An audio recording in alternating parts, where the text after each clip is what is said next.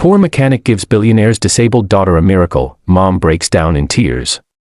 The mechanic shop smelled of oil, rust, and old dreams. Ayan, 32, thin, tired, and permanently stained with grease, worked alone under a flickering bulb. His hands were rough, his back always aching, but his eyes still held kindness. Life had already taken everything from him. His wife. His son. And almost his hope. That afternoon, a luxury black car stopped outside his broken gate, something that never happened in his street. From the car stepped Sarah Malik, one of the richest women in the city. Elegant. Strong. Exhausted. Beside her, in a wheelchair, sat her daughter Alina, 8 years old, fragile, with curious eyes and legs that hadn't moved since birth. "Are you the mechanic?" Sarah asked, her voice trembling, not from weakness, but from years of fighting and losing. Ayan wiped his hands. "Yes, but madam, I fix engines. Not miracles." Sarah swallowed hard. "I've been to every hospital. Every country. Every doctor money can buy. They all gave up." She looked at her daughter, then back at him. "But someone told me, you don't." Ayan's breath caught. Years ago, after losing his son in an accident caused by faulty brakes, he had obsessed over motion, balance, pressure, studying how things fail and how they move again. Not in universities. In silence. In pain. He knelt in front of Alina. "Does it hurt when you try to move?" he asked softly. She shook her head. "It just doesn't listen."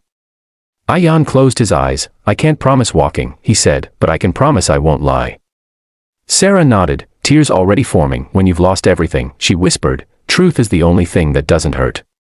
For weeks, the billionaire's daughter sat in a poor man's workshop. Executives laughed. Doctors mocked. Relatives warned Sarah she was desperate, but Ayan worked, day and night. He built a custom support brace, inspired by shock absorbers and balance systems from old motorcycles. He adjusted pressure points like tuning an engine, millimeter by millimeter. The first attempt failed. Alina cried. Sarah collapsed against the wall, sobbing. "I did this to her," she cried. "I gave her false hope." Ayan placed a hand on her shoulder. "No," he said gently, "you gave her courage." The next morning, he tried again. "Alina," he said softly, strapping the brace, "don't try to walk. Just try to stand."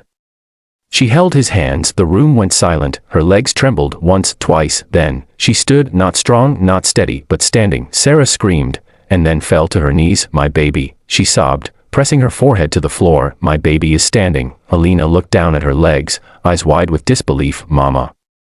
I'm tall." Ayan turned away so no one could see him cry. Later that day, cameras came. Doctors apologized. Money was offered. Sarah stood before him, holding a blank check. "Name your price," she said. Ayan shook his head. "I already got paid," he replied, watching Alina take her first assisted step. She walked. Sarah broke down completely, hugging him like a brother. "You fixed more than my daughter," she cried. "You fixed my faith." The news spread like wildfire. Poor mechanic helps billionaire's disabled daughter stand. Cameras flooded the narrow street. News vans blocked the broken road. Reporters pushed microphones toward the small workshop that had once been invisible to the world. But inside, Ayan sat quietly on an old stool, staring at his oil-stained hands. He wasn't celebrating, because miracles don't erase pain, they transform it. Alina now came every morning for therapy. She laughed more. She argued with her mother. She dreamed out loud. One day, while practicing with the brace, she suddenly looked up at Ayan and asked, "Uncle, did your son walk like me?" The room froze. Sarah's breath caught. Ayan swallowed hard. "Yes," he said softly. "He ran faster than anyone." "Where is he now?" Alina asked innocently. Ayan knelt to her level, his eyes shining. "He's watching you," he whispered. "And he's very proud."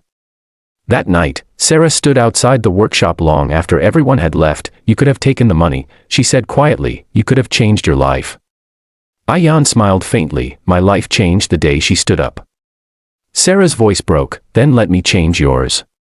Weeks later, the city gathered for a small ceremony, not in a palace, not in a hospital, but right there, in the same humble workshop. Sarah announced the opening of the Ayan Mobility Foundation, offering free support devices for children who could never afford them. Doctors stood and applauded, parents cried openly, and Ayan, still in his worn shirt, stood speechless. Then Alina did something no one expected. With her brace on, holding only her mother's hand, she took 3 slow steps toward him. Didn't walk for money, she said proudly. I walked because Uncle Ayan believed. Sarah covered her mouth as tears streamed down her face. The crowd fell silent. Ayan bent down, hugging her tightly, his shoulders shaking. At that moment, the world understood something it had forgotten.